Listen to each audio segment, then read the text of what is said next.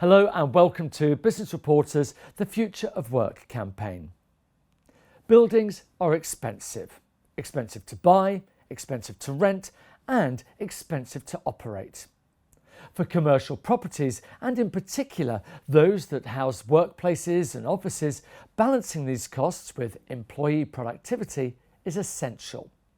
What stands to be gained if this problem was to be eliminated? And if the use of buildings actually became efficient?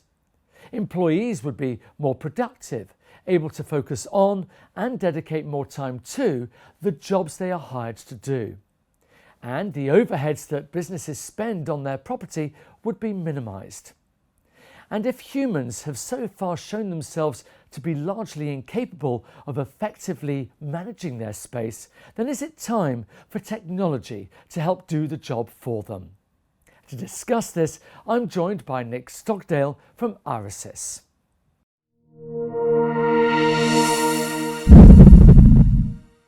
Good morning. Good morning. We've seen the workplace undergo a tremendous change over the last 10 years or so, and of course that's been accelerated even further by the pandemic. Can you give us an overview of what those changes have been and what the workplace is looking like right now? It's been an unprecedented change. I think even before the pandemic, businesses were struggling to understand how their space in buildings were being used. Did they have too much space? Did they have too little space? Could you reduce the amount of space? The pandemic, of course, unprecedented sort of social experiment. And it is not clear at this point how things are going to change, but they are going to change. So people, I think, will come out of the pandemic with a different view of their office space. The employer and the building owner will have to deal with that. They will have to say, okay, we need to adapt. But they also should be able to say, well, there are cost savings to be made here. We can manage the requirement of a happy and efficient workforce and reduce the cost. Have we got too many conference rooms? Have we got too few hot desks? Have we got too many floors in this building? How can we make all of that fit together? Every organisation wants to create a dynamic workspace and they want it to be an effective workspace. But I'm guessing the knock-on effect of that could be that you've actually got wasted workspace. Yes, I think that's absolutely true. It would be obvious to find out that you had too much workspace, for example. Now you've got fewer people attending the office. You need less desks. What you need is more collaborative space. Maybe what you need is less space overall.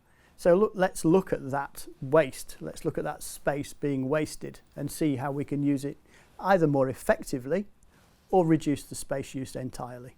So what about the number of conference rooms? What about the number of meeting rooms? What about the number of desks?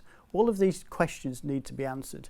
And if you can optimise that, then you would have a saving in cost that you can realise quite quickly. But you need to react because the office space today will not be the same as it was pre-pandemic. And when it comes to waste, it's not just space. You know, office owners and organisations are looking at energy. They're looking at a raft of different things that could be wasted. Give us an idea of those elements that they need to be aware of. Exactly. I mean, we see this time and time again. If you can understand how the building is used, how those spaces are being used, first of all, you can reduce the amount of space. But secondly, you can reduce the amount of energy usage. Do you need to light and heat? Do you need the air conditioning running? Can the building adapt to its environment? You make the building more agile and more responsive. You will be able to make savings in energy. Another way to think about waste, of course, is employee productivity. Are they in a well-managed environment? Do they feel safe? Do they feel happy? Do they feel that they can get on effectively with their work? Particularly when you think about returning to work from a home working environment. If you come back to the office, will the facilities you need be available? Will the collaborative spaces be available? If the employees find it difficult to access that, they find it difficult to access each other, you will find a lack of productivity. So it's very important that the building works both for the employer and for the employee. Give us an idea about Irisys. Tell us a little bit more about who you are and how you fit into this environment. Certainly. Irisys is a business of 25 years history now. We spent the majority of our time up to now doing people counting for retail. So shops in the high street, sensors over the doorway, counting people in and out, and using that information to measure and make sure those shops are efficiently run. And in the last 5 years, we've started to do more and more projects in buildings. It's the same thing. You need to accurately measure people. And we do this in a non-intrusive way. So the sensors look down from above the doorway. They see people moving around, but they just see the patterns of motion. You cannot identify yourself or have the feeling that you're being watched.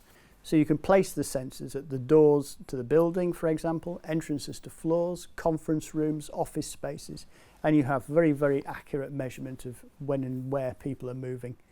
And we've also added in other levels of sensing as well. So you can go all the way down to the desk level. Is this desk occupied? Simple sensor under the desk will tell you that. So you have this granularity of information. So those are the sensors, and that's only one part of the story. You have to add the intelligence to it.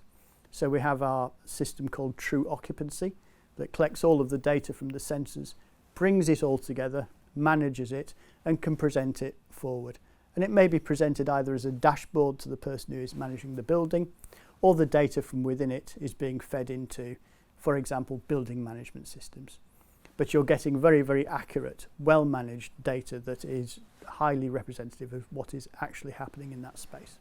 And once you've got that data, what are the benefits that you can gain from it? What do you do with that data? You use the data to really work out what the reality is of what's happening.